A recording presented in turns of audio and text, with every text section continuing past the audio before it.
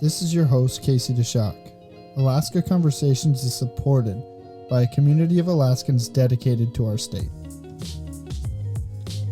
If you'd like to view more information about the show, you can find us at alaskaconversations.com. There you'll be able to find this podcast as well as our show archive.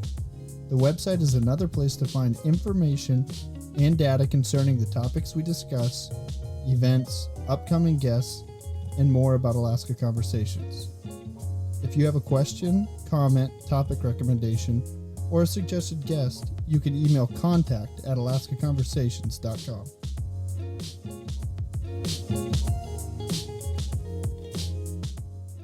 Hello, happy Alaska Day. She turned 61 today. This is Friday, January 3rd, 2020. This is episode 2. Welcome to Alaska Conversations. Today, my guest is Rick Whitbeck. He has a lot of experience in Alaska, 35 years experience in business development, politics, issues, and is currently the state director for Power the Future Alaska. Thank you for joining me. Absolutely, Casey. Happy Alaska Day to you, and it's great to be part of the podcast. Appreciate you having me on. Yeah, so the first thing, there's going to be plenty of people that haven't heard of Power of the Future. Maybe it's something new. So what is Power of the Future? What are the goals of Power of the Future? What are you guys trying to get done in this 2020 election year?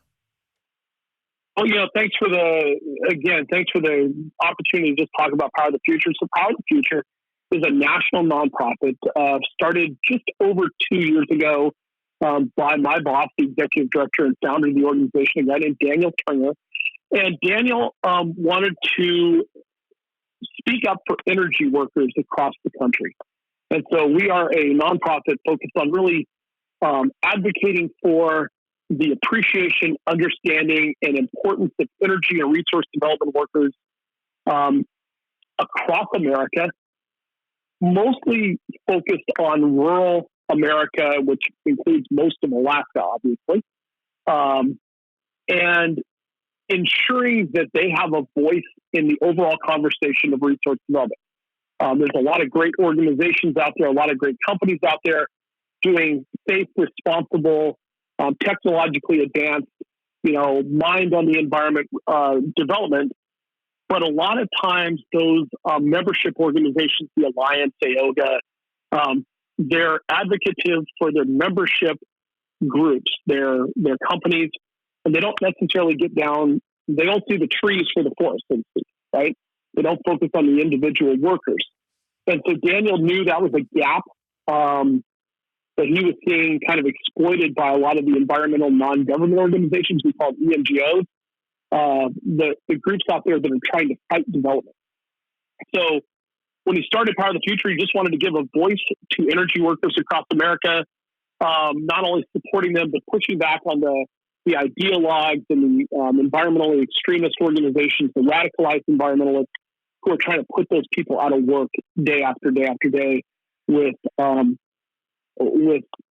war chests in the tens, if not hundreds of millions of dollars.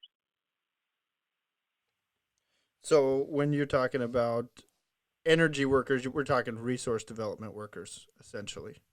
Yeah, I mean, everybody from the guy, the lineman at MLNP here in Anchorage, or one of the rural co-ops, all the way out to the miners and the people working in the oil and gas fields here in Alaska, and again, across the nation since we're a national nonprofit, but, focused specifically here in Alaska, those that are responsibly developing our resources and helping create empower this state.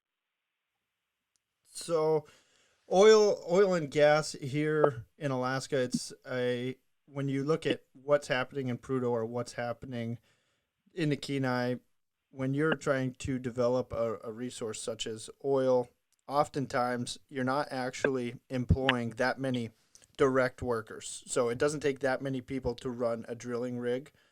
And there are a lot of contractors, a lot of that support the industry, but the direct workers are not that high. So is there a reason that Alaska should be concerned about losing or growing oil industry workers?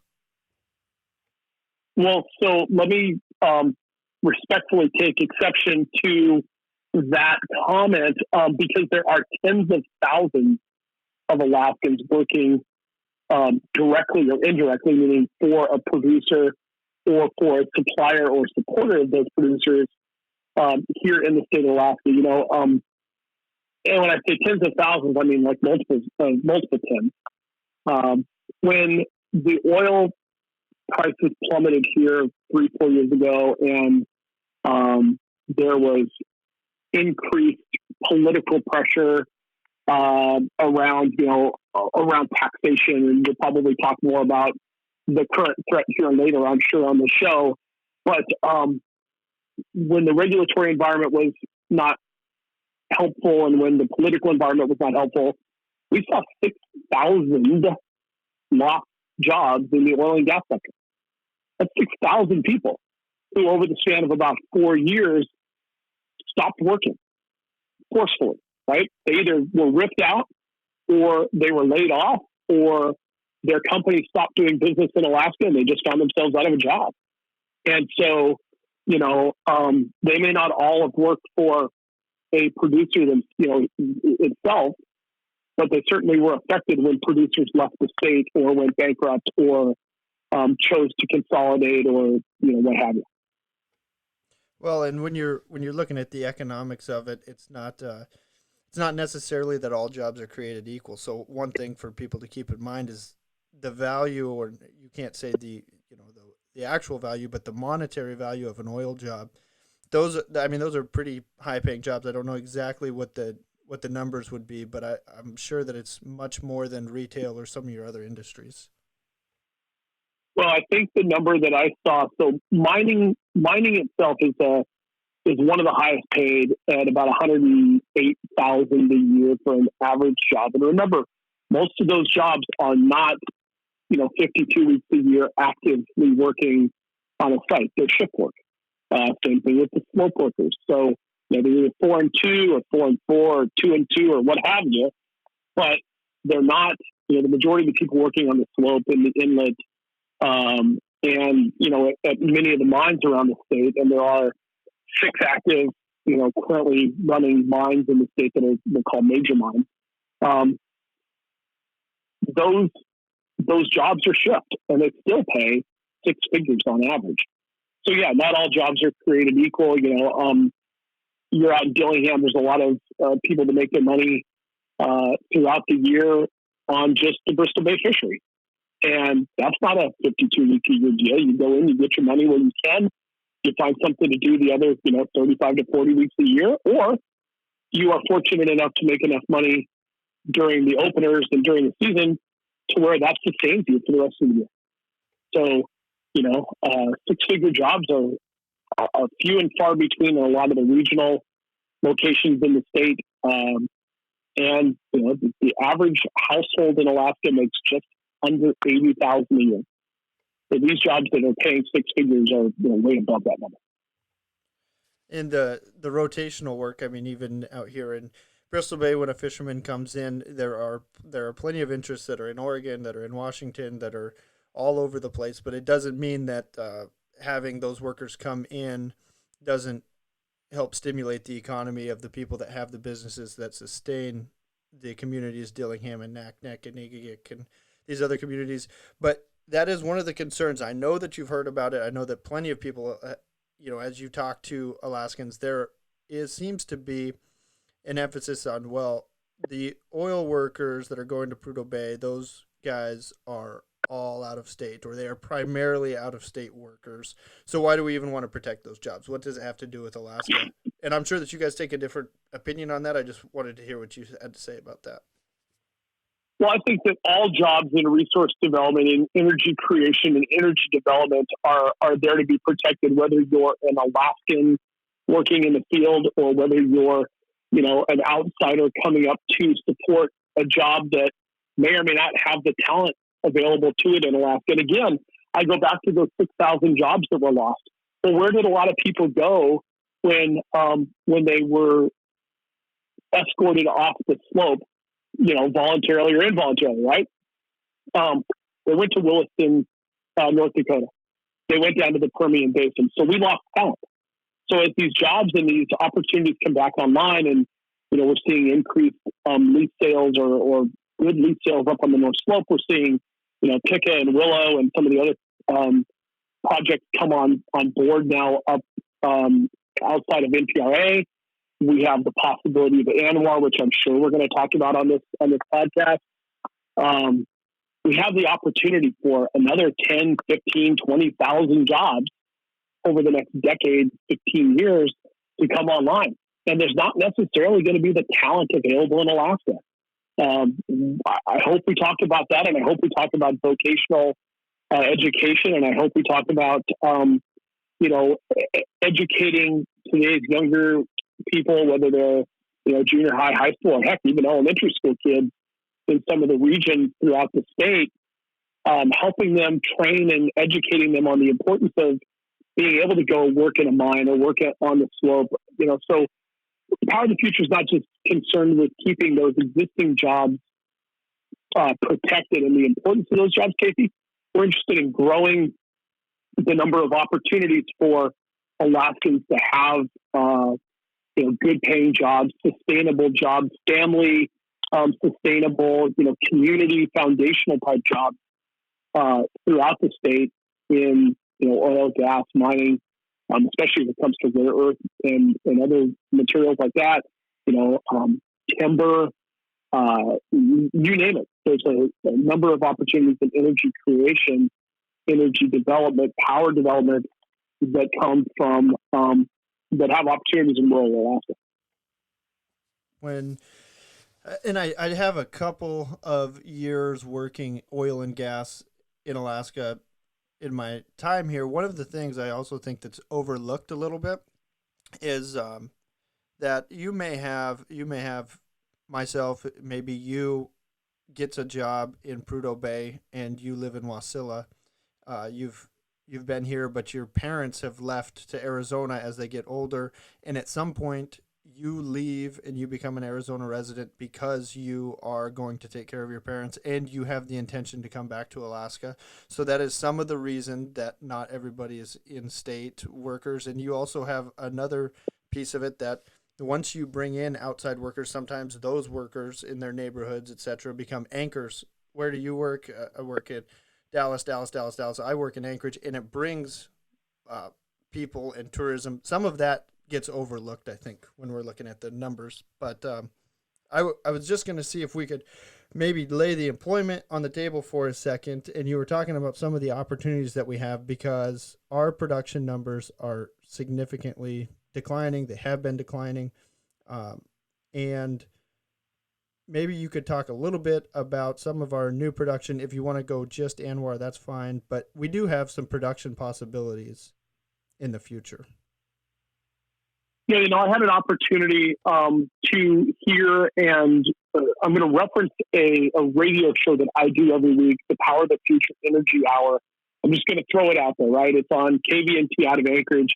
But if you're interested in finding out more about what the DNR commissioner, who is Corey Feige, said about oil and gas production, she was on my show here on Christmas Eve. And anybody that contacts you, I'll send you the link for the SoundCloud of that, Casey. But so you could put it out on your website. But it was fascinating to listen to Corey talk about, or Commissioner Feige talk about the oil and gas development opportunities that she sees and that she and her team are working on within the state. And, the hundreds of thousands of potential new barrels a day that are out there just in the current exploration and development model, right? So right now, Trans-Alaska Pipeline does just over 500,000 barrels a day. Now, it used to do up to, 2 billion way back when, just short of 2 billion. 2 million. Declining, fields and things like that, just over 500,000, 508, 504. But there's 200 to 250,000 barrels a day that should be online within the next 5 years. A 40% increase from what we're currently doing. And that's just on fields that are already in development. Then you have, like I said, an EPRA lease sale that happened that was the best lease sale since 2004. Here a couple of weeks ago on December 11th. you had a state lease sale that was the third best in the last 15 years. And you'll have an ANWR lease sale here sometime in early 2020 if BLM gets their last couple of things checked off the to-do list, right? So those lease sales that are happening here within the last 30 days and going to happen in early 2020, they're probably not online for another 10-ish, 12-ish years. But they're going to add. As long as there's oil that's found there, they're going to add to or start replacing some of the lost throughput on taps. And that's good because as taps continues to decline off the legacy field, you need to be able to replace it in order to keep taps viable. And so 200,000 barrels a day,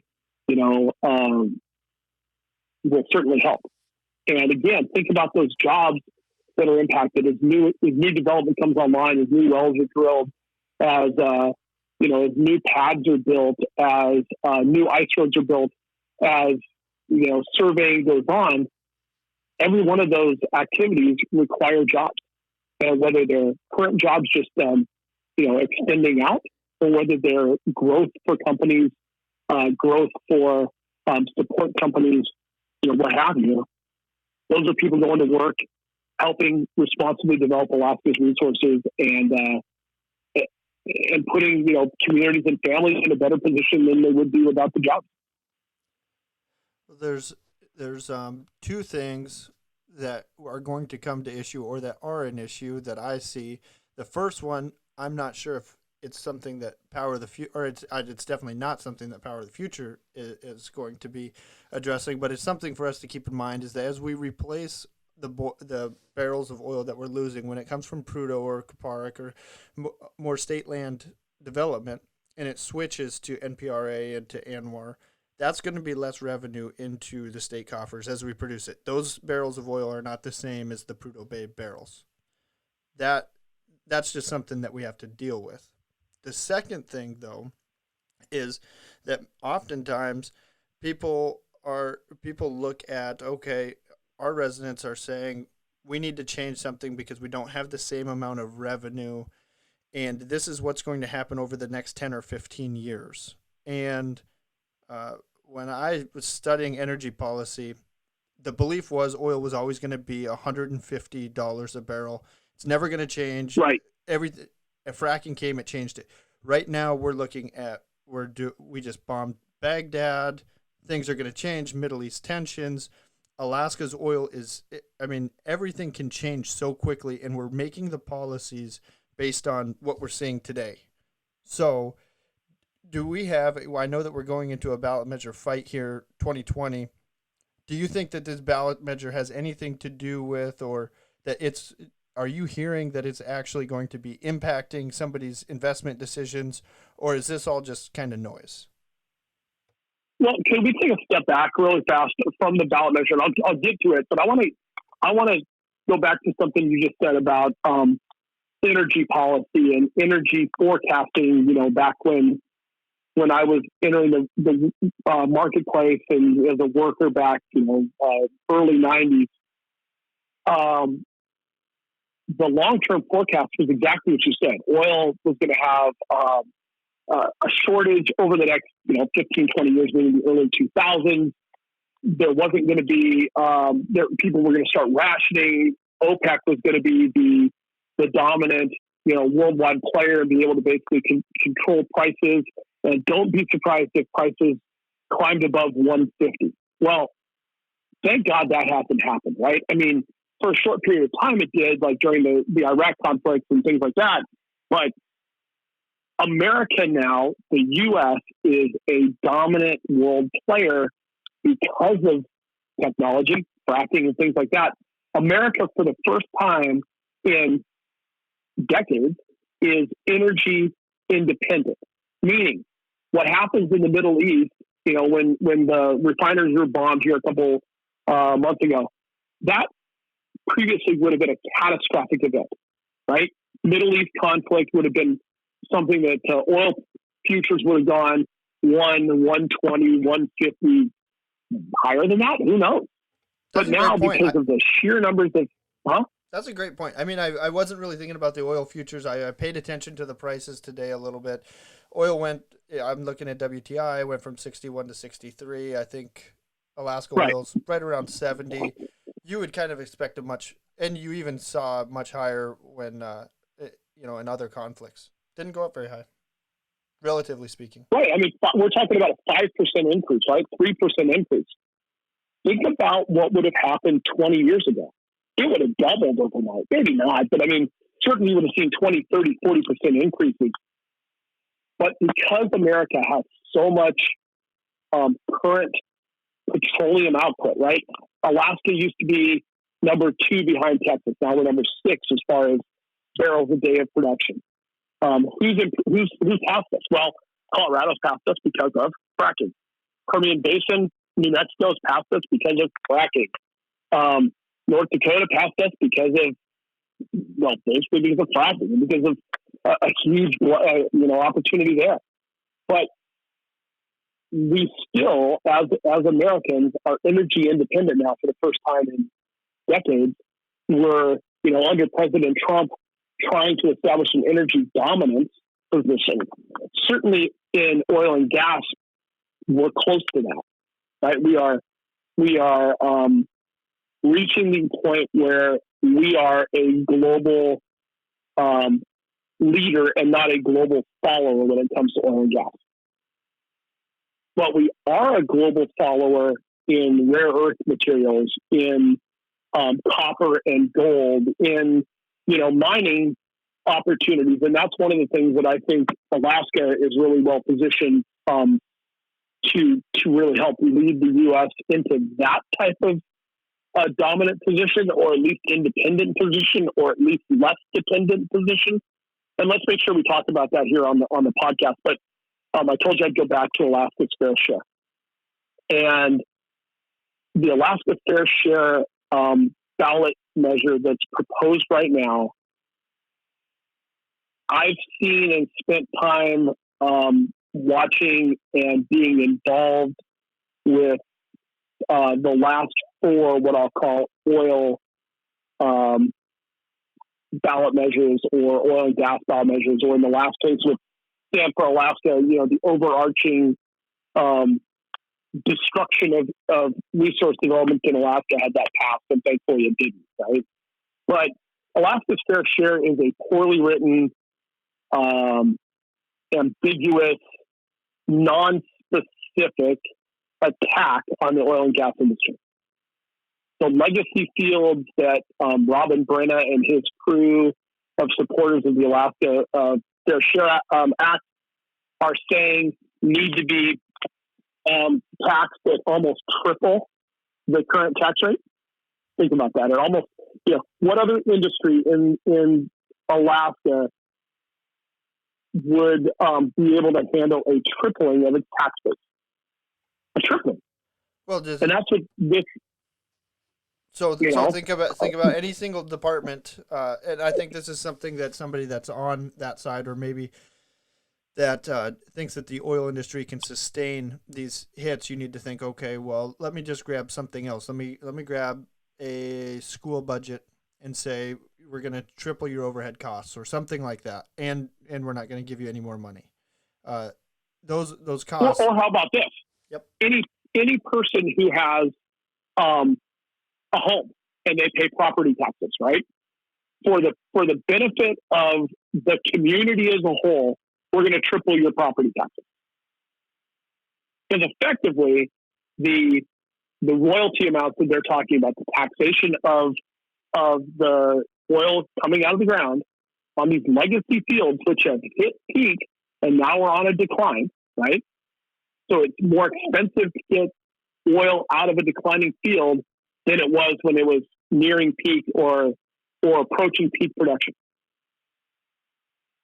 The tripling of that tax rate is going to lead to 3 things. Number one, it's going to lead to a lack or decreased investment in that field. Because why would you continue to throw money in a declining field at the same rate that you were when your return on it is impacted by, by tripling the output, right? Or the tax rate. Number two, it's going to cost people jobs. Because again, if you're not investing in the field, well, you can't sustain the employment numbers. And number three, it's going to put less oil through taps, because those marginal pockets of oil that you could have invested in and gone after with a stable tax rate that is, fair to everybody involved. They call it Alaska's fair share. It's Alaska's unfair share.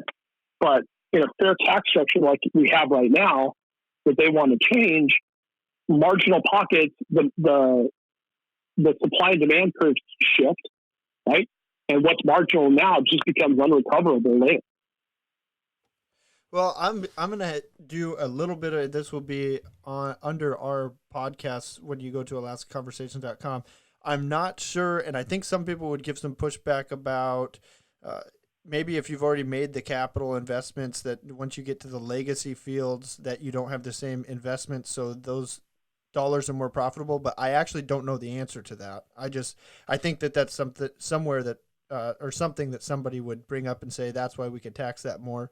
And the other thing is that I'm not sure that the Brenna crowd and the Alaska Fair Share crowd, I'm not sure that they're nefarious in their belief. I really do think that they believe that Alaska oil is wildly profitable. And I just don't think that the numbers bear that out.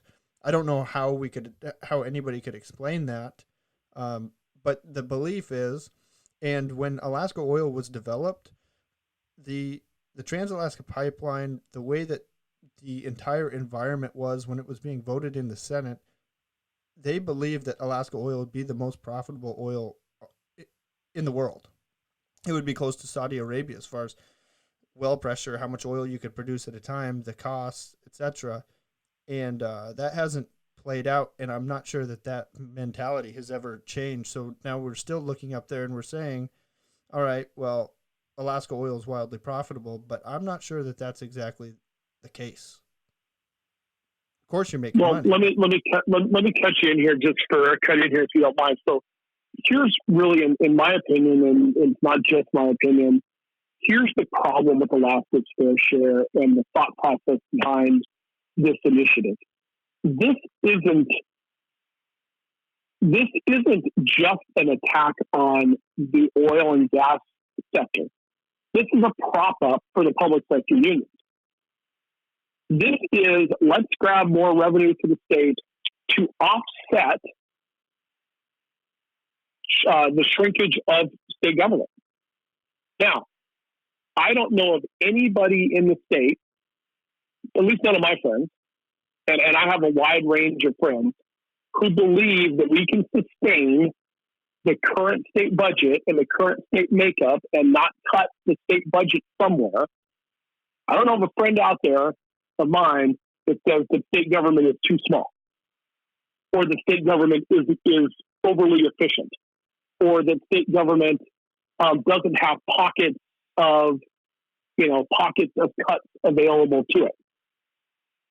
Whether you talk to Brad Keithley at Alaskans for Sustainable Budgets, whether you talk to Ed King at King Economics, whether you listen to ICER, everybody's kind of come out with a number around 4.143 as far as billions of dollars, as far as the sustainable number for state government.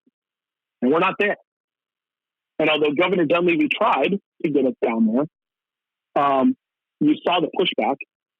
He's facing a recall as a result of that and a few other jokes of rationales behind the recall movement. But that's a different topic for a different day, and that's not necessarily what Power of the Future is all supposed to be about. But I will sit there and say that protecting public sector union jobs at the expense of oil and gas jobs is a horrible, horrible trade-off for Alaska. They're not equivalent. one produces nothing. One produces 80% of our state revenue source. Yeah, keeping a state bureaucrat around at the expense of an oil field worker is a horrible, disgustingly horrible, bad trade-off for the state for short-term and long-term sustainability. Well, that's where somebody's going to come back and say, well, but a big portion of those oil workers are going up to the slope. They're not using any of our services. They're not participating in our schools. And the state worker, even though they're getting the money, the state worker is living in the town, etc., and benefiting and paying property taxes, etc. But one thing I would wonder is, or one thing that I've always had concern on, or just a question would be, how many. It would be great to see ICER or somebody put together some sort of study to show how many state workers leave the state once they've reached 20 or 30 years of service. So is it that a state worker can be almost the same as a rotational worker, except for during the time that they were in the state, they were using the services and the other one wasn't? I don't know the answer to that one either. Well, I mean, here's the other misnomer and the other misconception is that, the vast majority of oil and gas workers on the slope aren't Alaskan. I think the number's like 62%, 70, 60, 62, 64%. So more than 6 out of 10 of those workers are Alaskan. Now, I would compare that to the fishing industry. I would compare that to the tourist industry or tourism industry, where the vast majority of, right there in your backyard, the vast majority of Bristol Bay permit holders are from where? The lower 48. That's 70, 75%. Yeah, that's true. Right? It's a little bit lower than that. The vast majority of the It's a little bit more evenly split than, it might be 60-40, but yeah, the majority of them are not from Bristol Bay. And then when you look at it even larger, the numbers get even larger when you move away from Bristol Bay. I mean, perhaps they live in Anchorage or they live in Fairbanks, they live in Delta Junction, etc. Bristol Bay has just become an area where, because the fishery is profitable, it makes sense for people to relocate from Dillingham, where it's $5 a gallon for gasoline and it is $8 a gallon for milk, and locate in Anchorage and come over here, and you gotta keep your boat going. You gotta work 6-7 weeks out of the year. I mean, that's the way it is. Yeah, I mean, Chuck Topp is a perfect example, right? Chuck Topp, state legislator, Bristol Bay permit holder.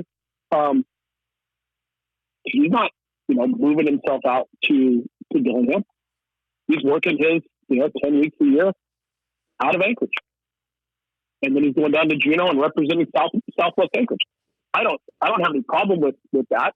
At least he's an Alaskan, doing business in Alaska, taking Alaska's resources, fishing resources, and putting them to use to help not only feed his family and feed others, but spending, taking his money that he makes from that and using it in Alaska, spending it in Alaska. But he's the minority position, right? The vast majority of permit holders are lower 48 based. And in my time in oil and gas, it wasn't for lack of effort that oil companies had, and this is just my observation. And we did hire people. I mean, for a long time when we were hiring people, and we were there during oil prices collapsing, we didn't even look at applications that were from outside of the state, to tell you the truth, because at that time we didn't have the resources to move somebody. We weren't going to spend money to move somebody up. Now that would be different in other times, but in more technical positions, I think. My observation was they wanted to hire Alaskans as much as they could, but our labor force is not as well developed as the country writ large, Well, and that's a great segue to what I kind of talked about earlier, right? I mean, that's why Alaskans need to understand the importance of energy jobs throughout the state. And they also need to be made aware of the opportunities for future energy jobs, as long as we don't let the environmental extremist movement shut down those opportunities, right? For every time that a cook inlet keeper or a glitchin steering committee or a Save Bristol Bay come out and start talking about why an area shouldn't be developed. What they're effectively saying is that they value wildlife over human life, that they value a bush, a plant, a fish, a caribou over a family's ability to sustain itself, a family's ability to have self-reliance rather than being reliant or dependent on the government to sustain itself. And that's why Power of the Future is so advocative and protective of energy jobs, because not only do they generally pay pretty well throughout the country and throughout the state here in Alaska, but they're in areas of the state and areas of the country that they're foundational, cornerstone type jobs for that community. And I'll use a perfect example, right? Usabelli Coal Mine just celebrated last year. So they're in their 76th, almost 77th year of production of coal in Healy. And by the way, they have known reserves of almost 100 years or more. They could just continue on their land developing and mining coal for another 100 years. That's how much coal's up there. But they've been doing it for 75 years. They have a couple hundred employees, like 200 employees. That's 65% of the town of Healy works for them, of the eligible, workers. They have second and third generation miners. They got 3 bears, right? They have grandchildren. They got 3 bears, right? I think they got 3 bears. I mean, they're Healy's. Yeah, they got 3 bears there. Yeah, they have Nordstrom soon. Anchorage is Nordstrom. Probably not, but they're also not only the jobs leader in that area, right? They are the employer for the Denali borough. They're really the biggest, year-round jobs. They kind of have Glitter Gulch there and, the Denali tourist area during the summer, but you really just have Usabelli year-round. But they're a philanthropic titan in interior Alaska. If you look at UAF, if you look at, Fairbanks North Star Borough Hockey, if you look at Boys and Girls Club, if you look at, you look at the basketball leagues, you look at the homeless and shelters, they all have Usabelli as a sponsor. Well, so Usabelli puts their time and talent into philanthropic giving that, those jobs are under attack from people like Michael Bloomberg and the Sierra Club and their Beyond Coal and Beyond Carbon initiatives. Michael Bloomberg just said he's going to give $500 million of his own money over the next 10 to 15 years to help finish off the coal industry in America. Meaning the mines and the power plants are under direct attack by Michael Bloomberg and the Sierra Club. That's a couple hundred jobs, Kate. But here's what it really is. It's a community foundation. It's the very fabric of that community. If something were to happen to Usabelli, and if something were to happen where the Sierra Club, I guarantee you they have that as a target on their Beyond Coal initiative. They're one of about 200 remaining coal mines in the country. They're there in the crosshairs. If they win, and the Sierra Club, quote unquote, wins, they get to check that box off and say, yep, we closed down Usabelli. What happens to those 200 families? Well, Michael Bloomberg and the Sierra Club aren't repurposing, their workforce. They're not sticking around. They're going off to the next conquest. But what would happen to Healy? It would basically cease to exist. What would happen to the philanthropic communities culture in the interior of Alaska? It would be gutted. And that's what people don't necessarily always think about, right? Is the aftermath of what happens when an environmental group wins and either shuts down an existing opportunity or keeps a potential opportunity like Pebble or Donlin or ANWR development or Graphite One or any number of other opportunities. The Ambler Mining District outside of the Northwest Arctic Borough. When those are kept from being able to be responsibly developed, families are gutted. Families have to stay on the government dime. Families have to out-migrate to go find work. families have to split up because maybe dad has to move into Dillingham instead of being in Ileana, so that he can find a job and he commutes, and goes home one weekend a month or what have you. It tears away the family fabric. It tears away the community fabric. It tears away the cultural fabric. And those environmental groups that are extremists, that are radicalized, that are, wildlife over human life, they just chuckle and count it as a win and go on to the next conflict. And it's despicable. Two things I would say back to that. This is something that both sides kind of have to answer on this question. The first one is the mining industry, the oil industry, other resource development industries. I'm not so sure that some of the people that may be opposed to their development, it may not be that they're necessarily choosing one life over the other, but perhaps they're just distrustful that the benefits are going to actually trickle to them. They see a renewable resource that's going to provide a way of life for 10,000 years, 20,000, 100,000 years, and that it will do that into the future. I'm not saying that that's necessarily that makes that's completely true, but that's going to be the one side of the argument. The other side is that as we look at climate change, some of the problems, that one side is going to say, all right, yeah, we're going to tear some social fabric. We're going to have the problems of no jobs and etc.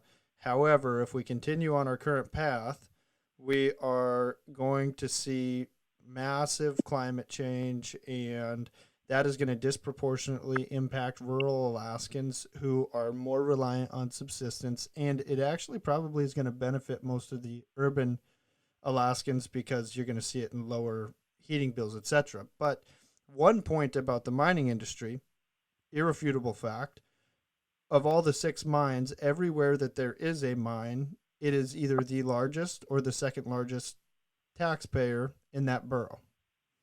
So there are a lot of things that the mines provide. So Alaska is going to have to answer, all right, which way should we go? We can either mitigate or we can adapt. I don't know which one's the right answer. I'm not sure anybody does, but when we look at what we produce, the 700,000 people that we are, let's say we mitigate it and we don't produce any resources whatsoever, does that do anything to change our climate? I mean, how much are we actually adding to and destroying the environment? There are some specific cases in mining, but what about the other instances? What if we do avoid all production? What are we forgoing to avoid that? And does it make any difference for rural Alaskans? Not sure. So let me talk about climate change first. The groups that I get to go and battle with every day have called me a climate change denier. Far from it. What I am going to say is that I have been in Alaska for a long time. And I know that winters are different now than they were back then. And I know that summers are different now than they were back then. And I know that the cold that I experienced in Fairbanks in the late 80s and early 90s doesn't happen very often in Fairbanks anymore, right? So 55, 65 below. I know what kind of summer we had in Anchorage this past summer. It was glorious. I hope we have it again next summer. Fires can go away, right? The fires were horrible, but I love to be 85 and 90 degree weather. Absolutely love it. If that's climate change, bring it on. Because that was a phenomenal summer. But here's what I'm going to say. I have yet to talk to anybody who, well, you and I talked about this yesterday, right? I had a guy take me to task and tell me that he wanted, that if he knew now or if we knew then, back in the Industrial Revolution days, what we know now about how we've ruined the planet and are 10 years away from irreversible climate catastrophe, that we should have gone back and just forgotten about the Industrial Revolution. And I told him he'd already be dead because he would have died of polio or died of black lung or whatever. I have yet to really think of anybody who hasn't benefited from the industrialization of America and the industrialization of the world in the past 100 plus years. And although I have friends in Kaktovik and I have friends in Shishmaruk, and I understand and I've seen pictures and I've talked to them and know what kind of changes are happening in their coastal communities. They also have running water, and they also have internet, and they also have lots of other things. And I don't think anybody would tell me, and I'm happy to take feedback, from your podcast listeners, that the trade-off between industrialization and a climate change, which may or may not have been exacerbated by human activity.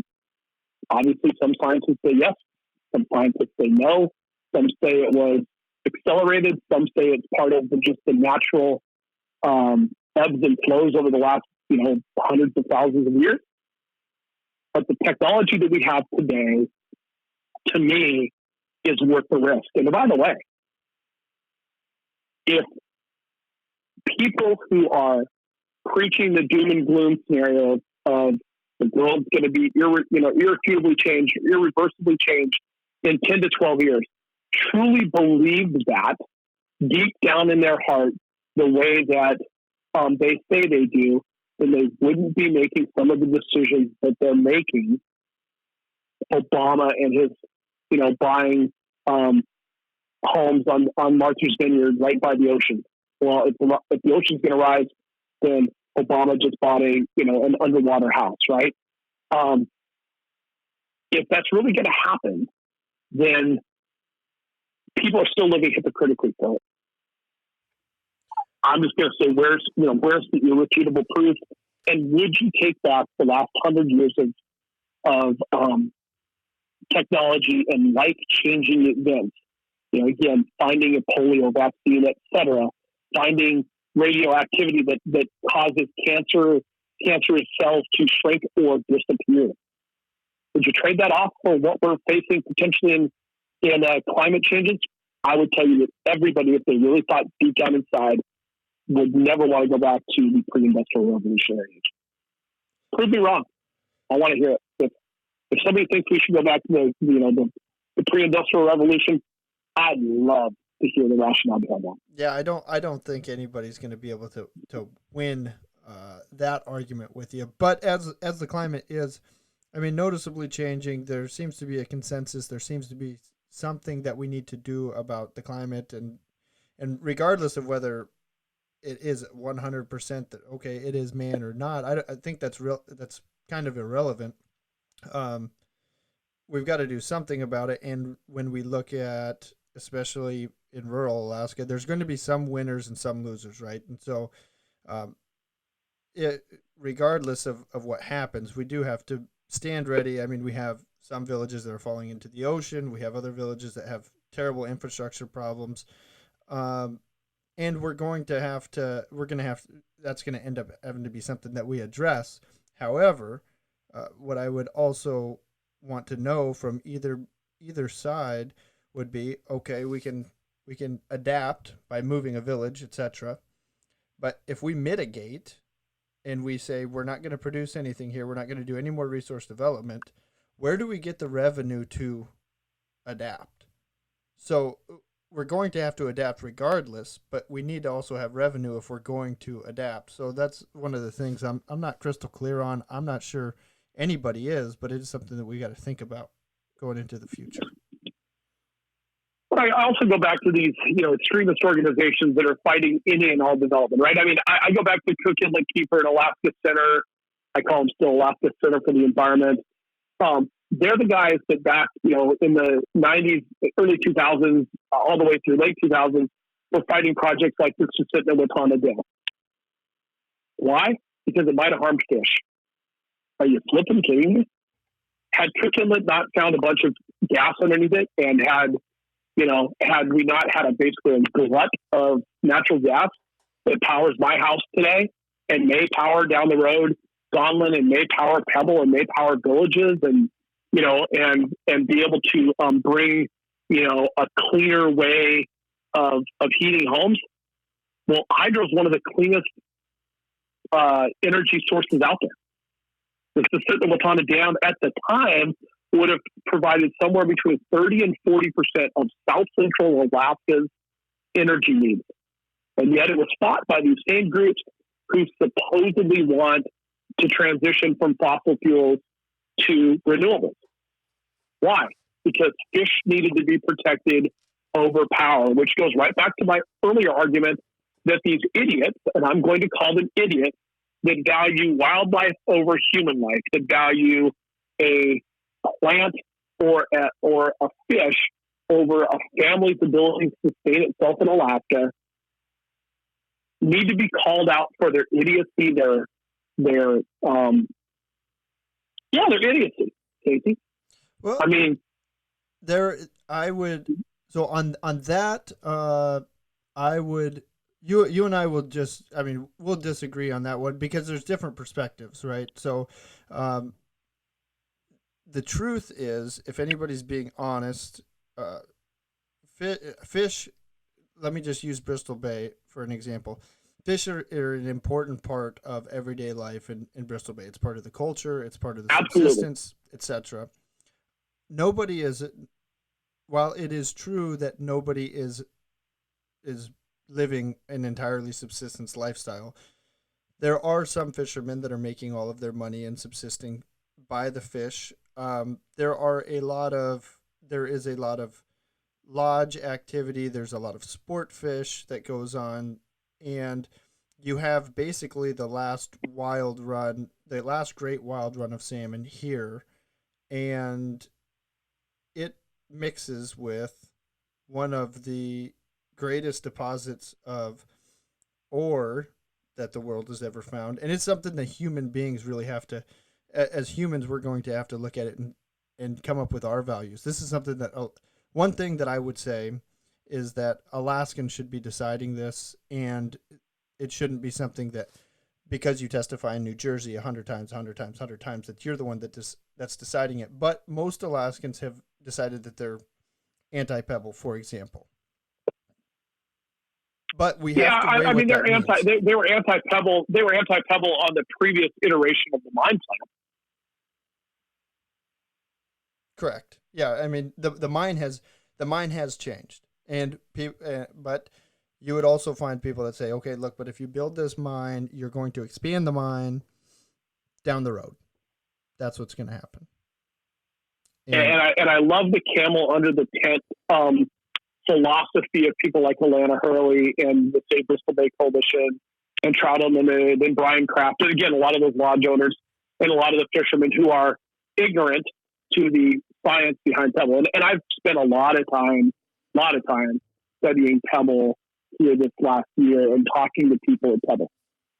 And I am an unabashed supporter of the process that a lot of these environmental groups, mostly based out of Bristol Bay, are trying to circumvent and truncate. Here's what I would tell you. The mine proposal that's out there right now is a completely different mine proposal than what Northern Dynasty and others brought forth 15-ish years ago. And if people are still fighting that mine, then they need to get with the times, because that mine is no longer on the table. That mine, the arsenic, the tailings dam, with the earthen dam, that with a water-based, very viscous, opportunity for rupture and a Mount Poly style catastrophe, isn't the mine being proposed today. It's a 20-year mine instead of a 75-year mine. There's no arsenic. There's a sludge field basically behind in the tailings dam. It's a sludge field. It's not water-based. It's a much more dry, kind of slurry type content. And the other thing is about that if the whole, if you build it, the camel's nose under the tent, and sooner or later you're going to have a whole camel in there. Well, the mine, as proposed, if it were to ever be increased, would go through the same NEPA process, the same fight, the same public comment period, the same everything that this current iteration is going through. But again, I think there's been a narrative of fear spoken by so many people with or without scientific information over the last 15 to 18 years, where people just believe the fear. People don't want to believe the science. And the science that came out from the same people that have been doing every other NEPA study in Alaska and elsewhere says clearly that the current mine plan as proposed would have little to no impact on fish in Creek Inlet or Bristol Bay. That's clear. Well, now, that doesn't fit the narrative of fear. It doesn't fit the narrative of fear of the Save Bristol Bay Coalition. And I know I'm going to get in a lot of trouble with the people that are listening to this podcast because they believe or they are perpetuating a bold-faced lie. Now, I'm not sure about lie, but they have an opinion. But keep going, Rick. Keep going. That is not based in scientific fact per the draft EIS. So, but it's a great talking point. It's a greght talking point. It is, and there's, there is plenty of fear about Pebble. One thing I would say when we look at all of these different mines, it's something that we have to determine. Okay, if Pebble isn't built, and you have a lot of experience with Red Dog Mine. I believe that you have a lot of experience with Red Dog Mine, and just to consider Red Dog for a second. There's actually a subsistence board for Red Dog. So some of the elders up there, I don't know exactly how the composition works, but it's an extremely unique infrastructure or oversight that was developed for Red Dog. There was a lot of concern about caribou. That hasn't actually come to fruition as far as I know. The early studies that said, okay, these are going to be the impacts. There hasn't been actually as many impacts on the caribou specifically because of Red Dog. Now, globally, we're experiencing a problem with caribou, but Red Dog is not the one that's causing it in the Northwest Arctic Borough. There's also been some other interesting developments from Red Dog. One that I talk about is ICER. I believe it was ICER did the study, but don't hold it to me. So actually just forget that I said ICER. That way it doesn't get attributed to them. Somebody did a study where they looked at what has happened in the Northwest Arctic Borough as far as education goes, controlled for the increase in money from Red Dog Mine, controlled for all of et cetera, and have basically concluded with absolute significance, simply having the ability to go to work at Red Dog where those abilities didn't used to happen has shown the Northwest Arctic Borough School District having the largest increases in student performance since 1989 than any other region in the state. That's just the data. Right, because ultimately the money that's come into the local government from the mine has been spent well, and it's been spent judiciously to not only upgrade the infrastructure and not only bring in good teachers and not only bring in, but also to bring in opportunities for kids in the region to learn about job opportunities at the mine, and whether it's housekeeping or a technical environment, right? There's hundreds of people and thousands if you go back to the time from the region who either currently work at or have worked for the mine during their lifetime. If you go up to the mine, and I was there it was just about 2 years ago, a little over 2 years ago, my last time at the mine. The preponderance of employees are from the region or from Alaska. As a matter of fact, I heard a number when I was up there about 4 years ago, and I don't know whether the number is accurate still today, but 1/3 of all of the jobs in the Northwest Arctic Borough, meaning Kotzebue and all the surrounding villages. 1/3 of all the jobs, 1/3 of all the employment in the region is at Red Dog. Now, think about that. Everybody that works, for the school district and the borough government and Manilik and everywhere like that, 1/3 of all the jobs in the region are at or support Red Dog Mine. That's crazy. And Red Dog Mine has been quite successful. It's an example of what we can do in Alaska. However, circling back to our discussion on Pebble, I'm not going to take an opinion this way or that way. I just want to put this on the table, that there are reasonable objections to the creation of Pebble, and then there are reasonable arguments for the creation of Pebble. The closer that you get to the mine, this is just evident. I mean, this is real. If you're in the lake region, it's a huge support. Yeah, you get more support. The further away from the mine you get, the less support you get for the mine. That is true. I think that another thing that frustrates me with Pebble is that I think about Colorado, and I say, okay, let's make Colorado a state today. We just happened into Colorado. Nobody's there except for a few native Coloradoans. Okay, there would never be a ski resort built. There would never be a Denver. There would never be anything. Now, I don't think that the Bristol Bay region wants that sort of development, but as we go forward, looking at something like Pebble Mine, another major risk, and this is another risk for ANWR, is the marketplace is not going to open up and be very willing to have copper from a Pebble mine in the future. The environmental groups that you speak about, they are going to have more sway. And as Alaska, we're pretty slow in developing our resources, and it's going to start becoming make more sense for large corporations to say, look, we're going to avoid Alaska because it's horrible PR, and we can get the stuff somewhere else, especially with our oil. Copper is not the same because of the demand, but especially with our oil, because we produce almost nothing in the world. I mean, there's 96 million barrels produced a day of oil. We produce 500,000 of those. Yeah, let's attack these from two different angles, all right? So the oil and gas side of this, I completely agree with you.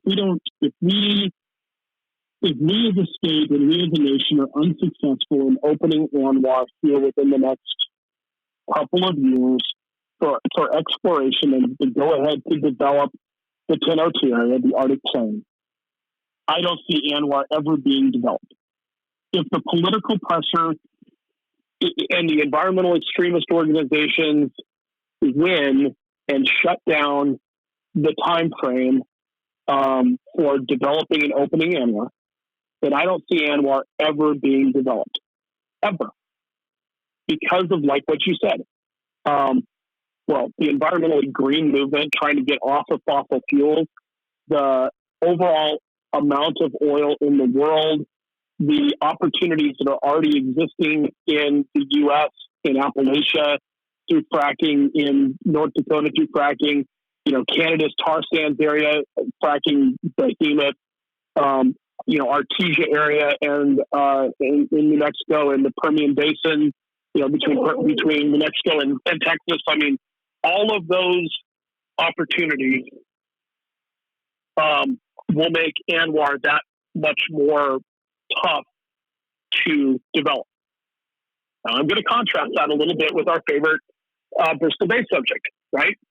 The green movement needs two big things in order to continue with its march towards a greener, less fossil fuel-based energy revolution. Their words, not mine.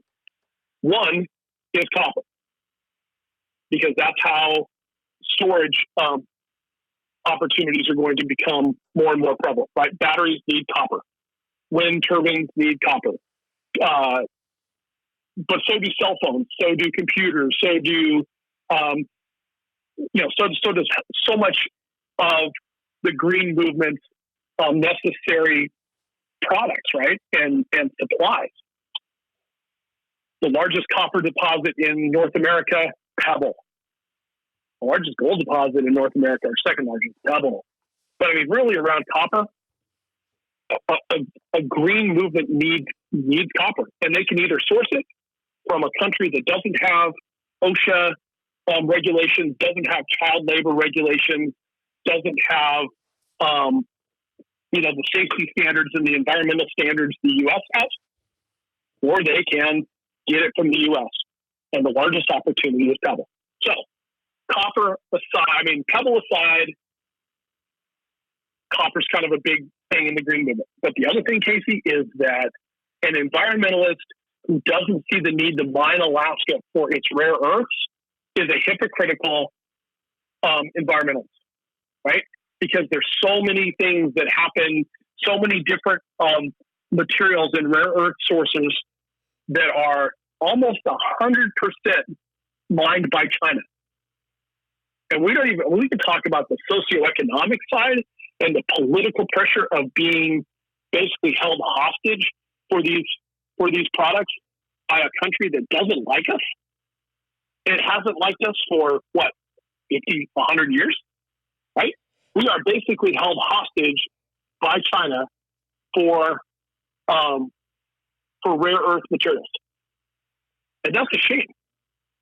We have the capacity to do it here. Huh? We do have the capacity to do it here. Absolutely. Absolutely. When we look at Pebble, the one thing I would say, because of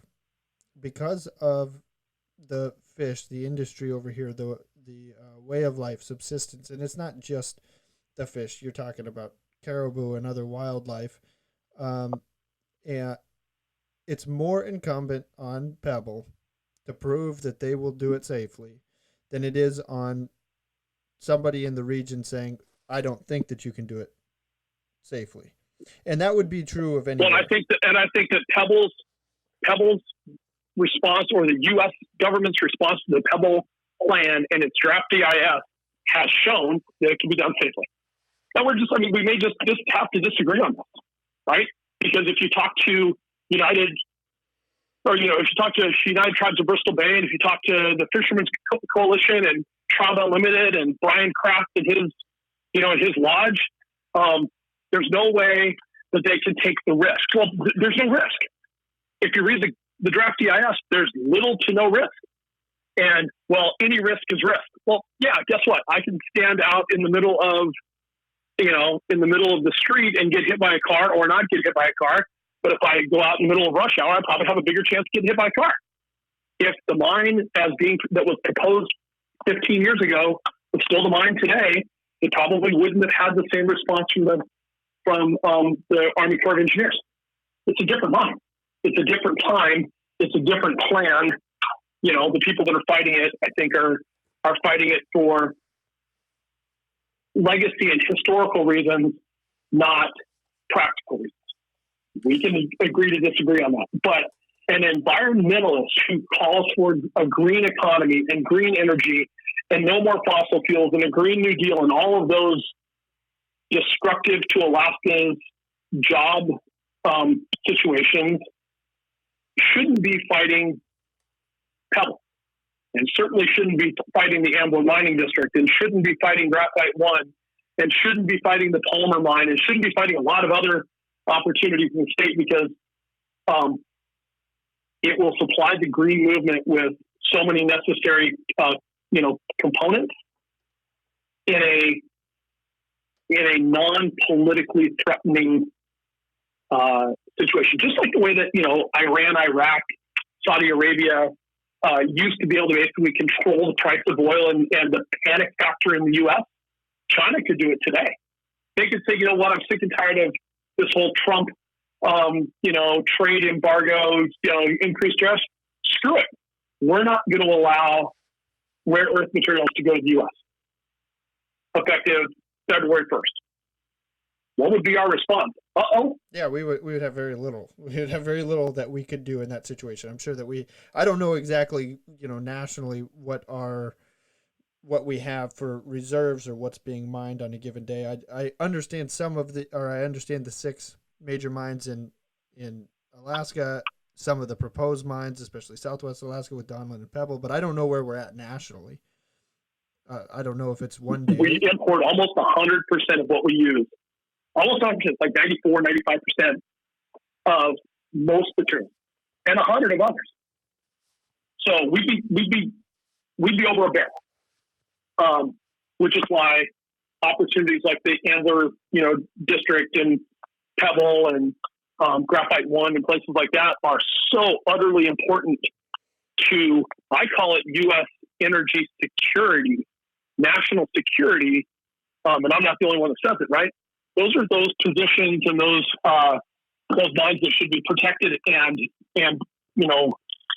supported by people all over the U.S., not just people that have an inkling for being able to do it responsibly and safely. Well, when you put Alaska in the context of the rest of the U.S., I'm not so sure the rest of the U.S. really care. I mean, 1975, we're getting ready to build taps. 1968, Prudhoe Bay's found oil embargo. We start pumping oil. Maybe people thought about Alaska a little bit, perhaps. Yeah. Today, we barely produce any oil. People, and we love to things like the permanent fund dividend. People will say, "Oh, well, that's crazy that Alaska does that." Anybody I talk to that has never been to Alaska or doesn't know much about Alaska, some of them might vaguely understand that we get a check, but they don't really know. They don't know any of the geography. They don't know any of the people, how any of it works. And so it's very easy for somebody to say, Alaska is on my bucket list, because Alaska is a special place. You know that, Rick. I know that. You go around the world, you're traveling, and you say, "Hey, I'm from the United States." People are rolling their eyes. "Oh, this is a loud American." "Hey, I'm from Alaska." Wow. Yeah, I'm from Alaska. Absolutely. Yeah, you say I'm from Alaska, and it's like, wow, you're in everywhere. Everybody wants to be here. That not everybody understands the resource development. There is it's unbelievable to me that you have, this is just my wrap up on Pebble, that you have such a great resource to be mined, and you have such a resource that provides the subsistence for individuals and that provides for the commercial fishing and the jobs and the canneries and everything that goes into that you put them both into one area. And I just think, like I said, we both agree Alaska's a special place, right? I can't think of any organization that wants to come in and purposely and nefariously leave Alaska. Because first of all, I don't think Alaska would ever even allow those organizations to put forth a plan. And let's not kid ourselves. Pebble, one of those companies. Pebble has utmost respect for Alaska because most of their employees are Alaskan, right? I mean, I know the team. They're Alaskans. They're longtime Alaskans. They're lifelong Alaskans. They don't want the grandeur and glory of this state, ruined, but they do want an opportunity to work the process. And they don't believe, nor do I, nor should any rational Alaskan believe that circumventing the process, truncating the process is in the best interest of, jobs and potential employment in the future of the state.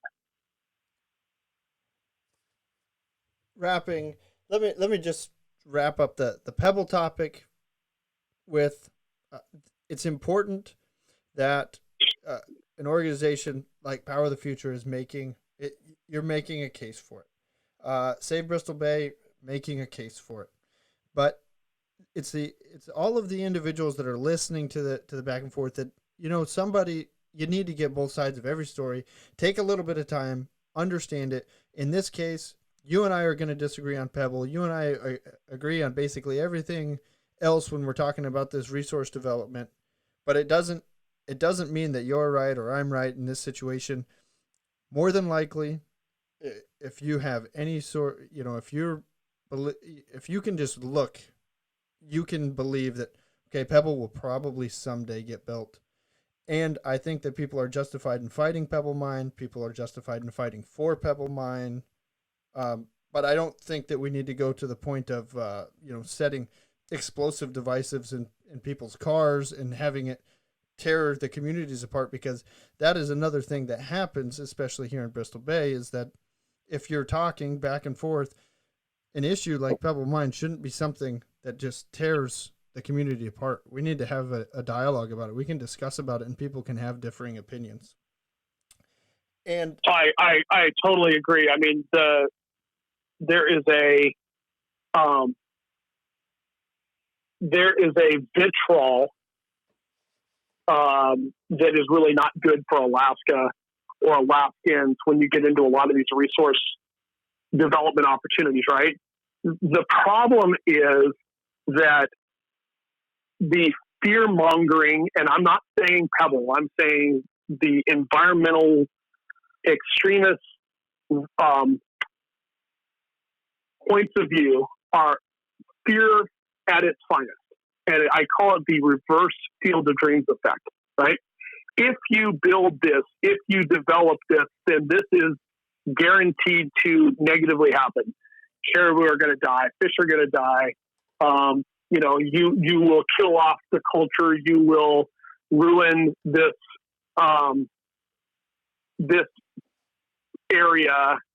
You will impact climate change. You will make it to where we'll never recognize the place in 10,000 years. Okay, well, if climate change is going to kill the Earth in 12, then 10,000 doesn't matter. If the caribou up on the North Slope have increased in herd size, not only around Red Dog, by the way, but up around Prudhoe, then what makes you think that caribou somewhere else on the North Slope are going to die?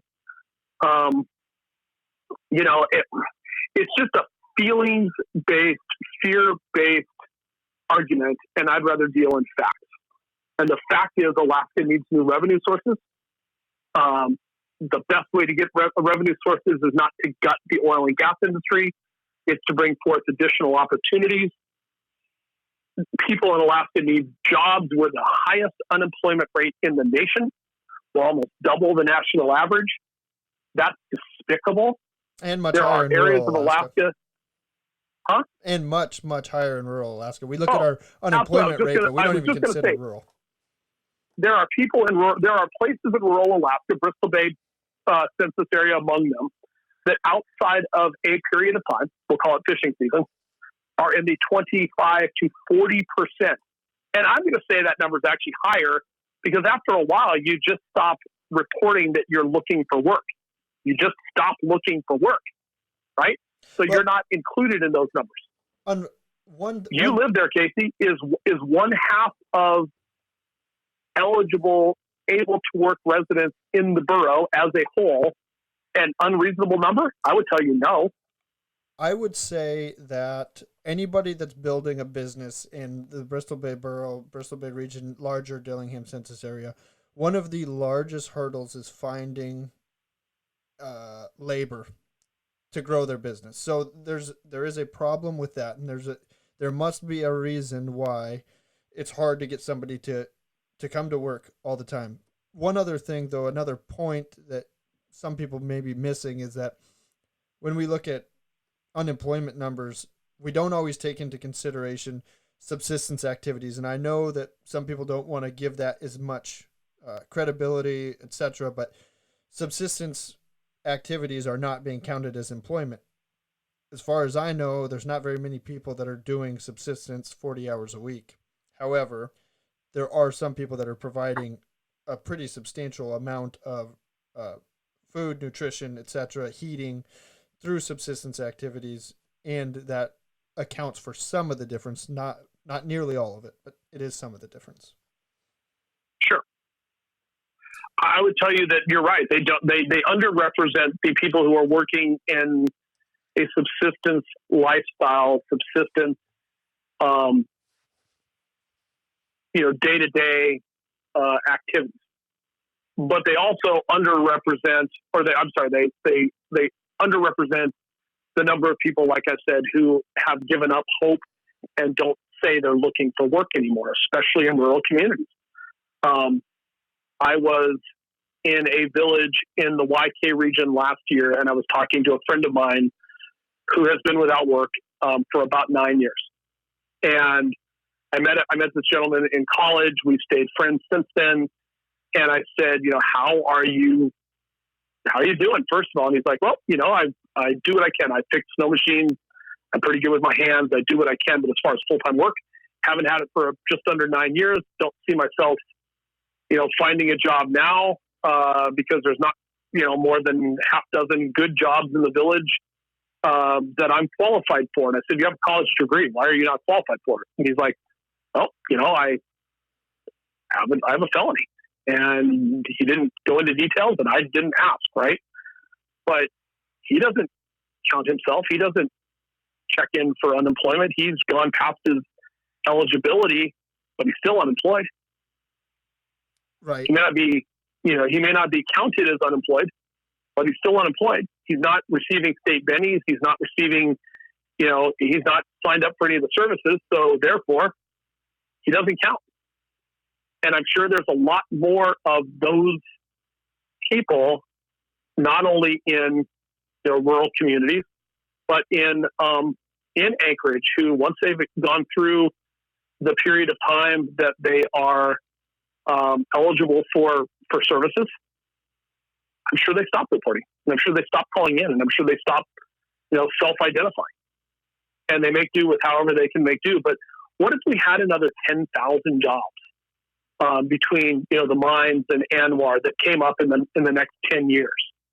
Whether those are people who are currently in elementary and junior high school, or whether they're the people that are currently in high school that maybe go off to college or go off to tech school and want to live in the state and want to make Alaska their home, giving them those types of opportunities to live, work, play in this amazing state is something that we should be fighting for and advocating for and tirelessly defending the opportunities. And that's why I'm very, very happy to be the Power of the Future representative up here, because those are all things that are important to me. I want my 5-year-old, so I have a 5-year-old, and I'm the 50-year-old with a 5-year-old, right? And I've had an amazing time in Alaska, and I hope to die in the state, and I hope to, work with Power of the Future and for Power of the Future for the next 15 or so years. But I have a 5-year-old who I want, when he's 50, to say I'm a lifelong Alaskan, and I'm here by choice, and I have a good job, and I've been able to provide for my family, and I've been able to, to balance between, work and play, and I've watched Alaska continue to respect the grandeur and gloriousness of the state and be a steward of the environment, yet still give people opportunities, throughout the state for responsibly developing our resources.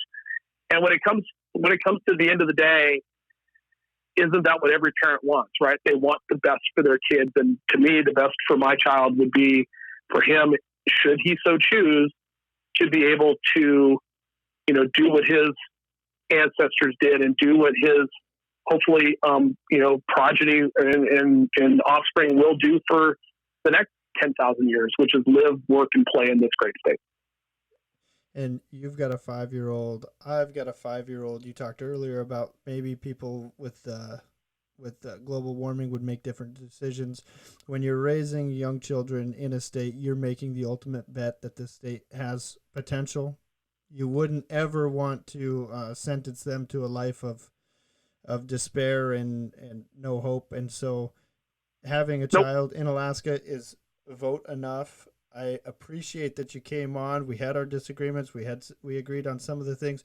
So Power of the Future, anybody, they can go to powerofthefuture.com or something like that. You can Google it. You can find it. Anything else with Power of the Future that people can look at or find that you want to put out there? Yeah, absolutely. So let me say this. We're on the web at powerofthefuture.com.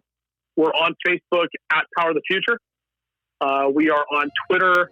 The national feed is at Power the Future, and the Alaskan feed is at PPF Alaska. Every Tuesday night between 5 and 6 p.m., you can go on 1020kbnt.com and listen to the Power of the Future Energy Hour, where I have guests ranging from, you can stream it right off 1020kbnt.com. Again, every Tuesday between 5 and 6 p.m. We also have a SoundCloud and YouTube channels. SoundCloud, if you just go on SoundCloud and search for Power of the Future, you'll find us. And on YouTube, again, type in Power of the Future and you'll find us. That's pretty much where every one of our interviews, podcasts, commercials, things like that are housed at one of those two sites. So certainly appreciate the opportunity to be on the podcast, Case. I think what you're doing is super for Alaska, super for the discussion around, topics of interest for Alaskans and things that Alaskans should be interested in and care about. I think it's a great service, and I appreciate you asking me to come on. Thank you, and hopefully you'll be back on. We can have some updates throughout the year. There will be when this gets posted to AlaskaConversation.com. There are some pieces of information that I need to follow up on. If there's data that Rick had that supports his, I will hang it up there. I'll put any information that perhaps I got wrong here. There's plenty for me to research, and I just appreciate it. And I'll talk to you soon, Rick. You sound good, Casey. Anytime you want me on, I'll be happy to come on. All right. Thanks. Good night.